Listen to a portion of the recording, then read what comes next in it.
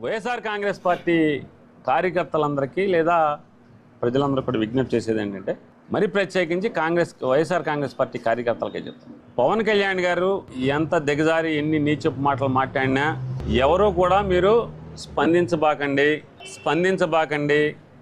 అతను కావాలని ఉద్దేశపూర్వకంగా మనని రెచ్చగొట్టి తిట్టించుకుని, ఎందుకంటే జనసేన కార్యకర్తల్లోనూ జనసేనను అభిమానించే వాళ్ళలో మత్తు దిగిపోతుంది. మళ్ళీ మత్తు దిగిపోతున్నప్పుడు ఏం చేస్తారు, మళ్ళీ మత్తు ఇంజక్షన్లు కొడుతుంటారు. మామూలుగా అయితే నొప్పి తెలుస్తూ ఉంటుంది కాబట్టి ఆ నొప్పి తెలవకుండా ఉండటం కోసం మళ్ళీ మత్తు ఇంజక్షన్ల కోసం ఏం చేస్తుంటాయంటే అకారణంగా జగన్మోహన్ రెడ్డి గారిని వైఎస్ఆర్ కాంగ్రెస్ పార్టీ వాళ్ళని ఇష్టం వచ్చినట్టు తిడతాడు.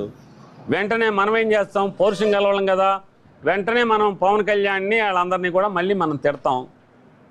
తిడితే ఏం చేస్తాడు, చూసారా మీరు అన్యాయంగా తిడుతున్నారని చెప్పని జనసేన అభిమానులకి మళ్ళీ మత్తు చేయాలి. మా వాడిని తిడతారా వీళ్ళు వైఎస్ఆర్ కాంగ్రెస్ పార్టీ వాళ్ళని. కాబట్టి మీరెవరు ఏమీ అనబాకండి, మీరు వినోదం చూసినట్టు చూడండి.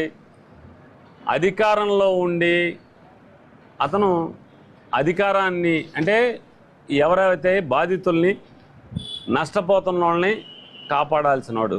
ఏదో అన్న సామెతగా ఉంటుంది, మాట మాటకి హోంశాఖ నా చేతిలో లేదంటాడు. సరే అండి, లా అండ్ ఆర్డర్ మీ చేతిలో లేదండి, కానీ పంచాయతీరాజ్ శాఖ మీ చేతిలో ఉంది. పంచాయతీరాజ్ శాఖ మీ చేతిలో ఉంటే పంచాయతీరాజ్ శాఖకి ఏమైనా మీరు న్యాయం ఏమైనా చేశారా? పంచాయతీరాజ్ శాఖకి మీరేమైనా న్యాయం చేశారా? రూరల్ డెవలప్మెంట్ మీ చేతిలో ఉంది, ఆ శాఖకి ఏమైనా మీరు న్యాయం చేశారా? అటవీ శాఖ మీ చేతిలో ఉంది, ఆ శాఖకి మీరు ఏమైనా న్యాయం చేశారా? ఉన్న శాఖకి ఏమో న్యాయం చేయరు.